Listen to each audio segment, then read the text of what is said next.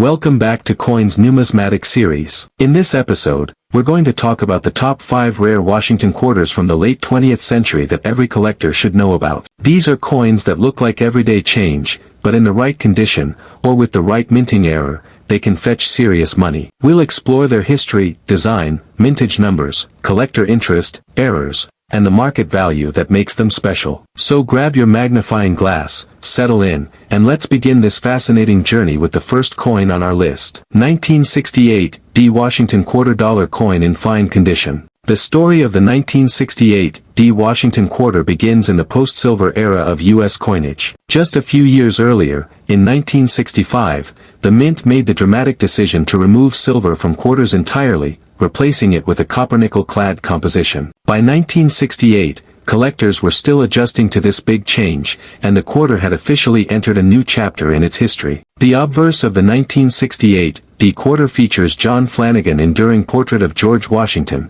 first introduced in 1932 to commemorate Washington's bicentennial. Across the top is the word Liberty, to the left of Washington's neck is In God We Trust, and the date, 1968, is found at the bottom. The D mint mark, signifying Denver, is tucked neatly to the right of Washington's ponytail. On the reverse, the eagle stands proudly with outstretched wings, clutching a bundle of arrows, flanked by olive branches, symbols of America's balance between strength and peace. Above the eagle reads, United States of America, with E pluribus unum, placed above the eagle's head, and the denomination, quarter dollar, below. Now, the Denver Mint struck more than 101 million of these coins in 1968. That's a huge number, and at first glance, it might make you think they're common. And while that's true for average circulated examples, the story changes when you start looking at condition, rarity and errors. In fine condition, which is the grade we're focusing on here, the coin shows noticeable wear. Washington's hair loses some of its definition, and the eagle's feathers look smooth. Still, the inscriptions remain legible, and the coin retains a pleasing overall appearance. Market value for a fine condition 1968 D is usually face value, just 25 cents. But in higher grades, especially mint state 65 or above, values jump significantly.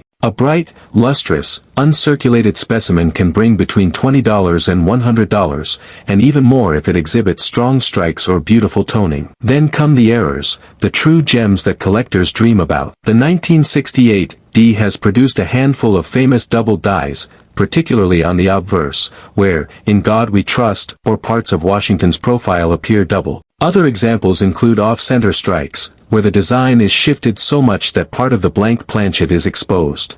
There are also clipped planchets, with a crescent-shaped section missing from the coin. Depending on severity and eye appeal, these errors can raise values from $50 into the hundreds of dollars. Collectors also value this coin for its role in numismatic history. It represents the first few years of America's transition away from silver coinage, a time when people were hoarding pre-1965 silver quarters and spending only the clad ones. For anyone building a complete Washington quarter set, the 1968 D is a must-have. And while most examples may only be worth their face value, hunting down high-grade or error specimens is where the real excitement lies. So, the next time you come across a 1968 D quarter, don't just dismiss it as change. Look closer, you could be holding a little piece of history, and maybe even a valuable treasure. 1979 D Washington quarter dollar coin in good condition. Moving ahead just over a decade, we arrive at the 1979 D Washington quarter. This coin was struck at the Denver Mint, and while it might seem ordinary today, it carries some fascinating connections to the era it was minted in. The obverse retains Flanagan's classic portrait of George Washington. In good condition, the details are heavily worn. Washington's hair is smooth, the rims may be faint, and while the inscriptions remain visible, they may lack sharpness. The date, 1979, sits clearly at the bottom, and the D mint mark identifies the Denver origin. The reverse shows the heraldic eagle, but once again, much of the detail is lost in a good condition coin. The feathers are flat, and the arrows and olive branches are soft. The mintage for the 1979 D was massive, exceeding 489 million coins. With so many struck, circulated examples in grades like good are extremely common, and they're generally only worth face value. But as with all coins, the story changes when we look at condition and errors. Uncirculated examples of the 1979 D are far more interesting. In mint state,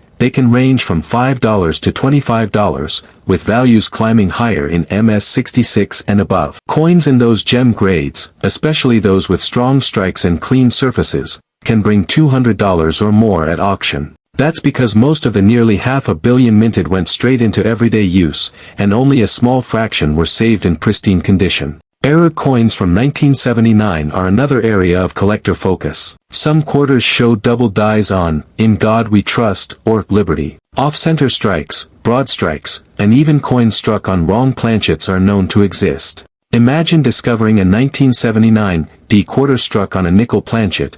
It could fetch thousands of dollars. Beyond its market value, the 1979 D is interesting because of its connection to the Susan B. Anthony dollar. That was the year the mint introduced a new dollar coin, similar in size to the quarter, which caused confusion among the public. Although the quarter's design didn't change, the timing means the 1979 D quarter is tied to one of the more controversial moments in U.S. coinage history. For collectors, the 1979 D is essential to complete a Washington quarter set, and while it may be extremely common in lower grades, gem-quality examples are surprisingly scarce. It proves once again that rarity isn't always about how many coins were made, it's about how many survive in the best possible condition. So if you're flipping through your change and come across a 1979 D, take a moment to check its condition. Most will be worn and worth a quarter, but the rare pristine ones or the unique error varieties can be worth much, much more. 1982 P Washington quarter dollar coin in fine condition. Now we come to one of the most fascinating quarters of the 1980s,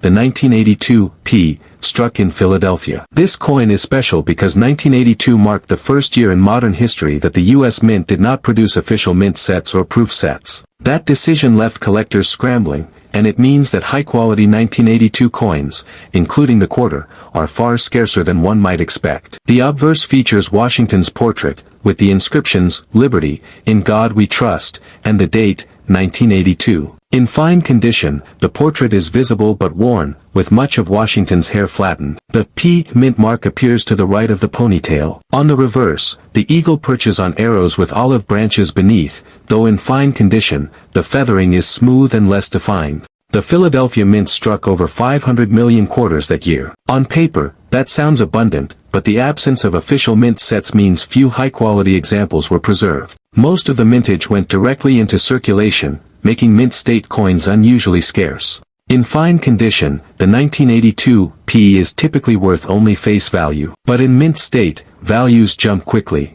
An MS65 coin can sell for $50 to $150, while MS66 and MS67 examples can reach into the hundreds or even beyond $1,000. For modern clad coinage, that's remarkable. Adding even more intrigue are the error varieties. The most famous is the no P variety, quarters struck without the Philadelphia Mint mark. These resulted from a die preparation error and are extremely rare. Depending on condition, they can sell for hundreds or thousands of dollars. Other errors include double dies and off-center strikes. Collectors are especially drawn to the 1982 P because it represents the challenge of modern numismatics. Without mint sets, collectors have to dig through circulation or buy graded examples to find quality pieces. It's a coin that proves not all modern issues are common. Sometimes, scarcity arises from unexpected decisions made by the mint. So, if you're building a quarter collection, the 1982 P is one you can't overlook. It's a modern classic, a product of circumstance,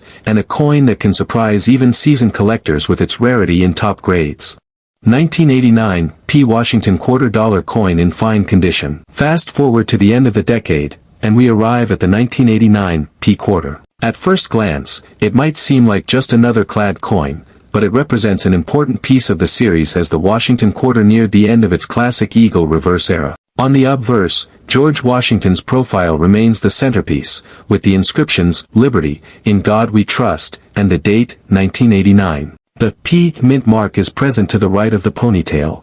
In fine condition, details are worn down, particularly in Washington's hair and the eagle's feathers on the reverse. But the overall design remains recognizable and intact. The Philadelphia Mint struck over 512 million of these coins in 1989, making them extremely common in circulation. In fine condition, they're worth 25 cents. But higher grades tell a different story. Mint state examples, particularly MS65 and above, are far more valuable. MS-65 pieces can fetch around $25 to $40, while MS-66 and MS-67 examples can sell for hundreds due to their scarcity. Errors make the 1989 P stand out as well. Double die obverse coins have been discovered, showing doubling in Liberty and In God We Trust. Off-center strikes and clipped planchets also exist, making for exciting finds. These errors can range from $50 to several $100 depending on severity and condition. Collectors also appreciate the 1989 P for its place in history.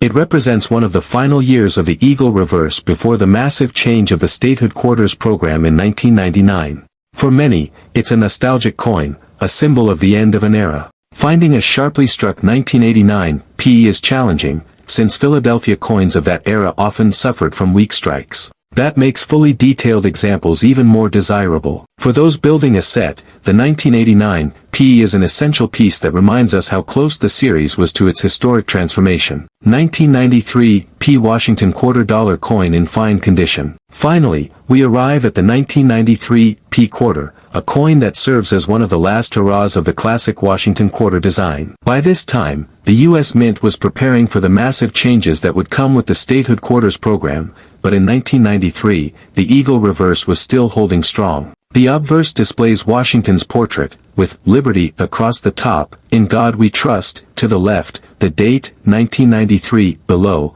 and the P Mint mark to the right of the ponytail. In fine condition, much of Washington's hair and the eagle's feathers are worn smooth, though the overall designs remain intact. The Philadelphia Mint struck over 639 million of these quarters in 1993, making them plentiful in circulation. In fine condition, they are worth face value. However, as with other coins, high-grade mint state examples bring premiums. MS-65 coins might fetch $15 to $25, MS-66 coins can sell for up to $100, and MS-67 coins, rare due to the difficulties of finding flawless clad coins, can bring several $100s. Errors add excitement here too. Double die obverse exist, showing doubling on inscriptions like Liberty. Off-center strikes and broad strikes are also known, and struck-through errors add uniqueness. Each of these can significantly boost a coin's value depending on visibility and condition. Collectors see the 1993 P as one of the last of the traditional Washington quarters before the radical changes of the late 1990s. It's a coin that represents both continuity and transition. The design may not have changed, but the future of the quarter was about to be completely reshaped. For those building collections, the challenge is finding well-struck, gem-quality examples. Philadelphia strikes were often weak, and clad coins are prone to marks, making high-grade survivors scarce and valuable. And there you have it, the top 5 rare Washington quarters from 1968 through 1993. Each one tells its own story, from the early clad years, to the high mintage but condition-sensitive issues, to the transitional pieces that set the stage for the statehood quarters revolution. So next time you look at the change in your pocket, remember, every coin has a history. That ordinary quarter might just be a hidden treasure, waiting for someone with a keen eye to recognize it. Thanks for joining me on this journey through numismatic history. If you enjoyed this deep dive into rare Washington quarters, be sure to like, subscribe, and stay tuned for more episodes of Coins Numismatic series. There's always more to discover in the world of coins, and I'll be right here to guide you through it.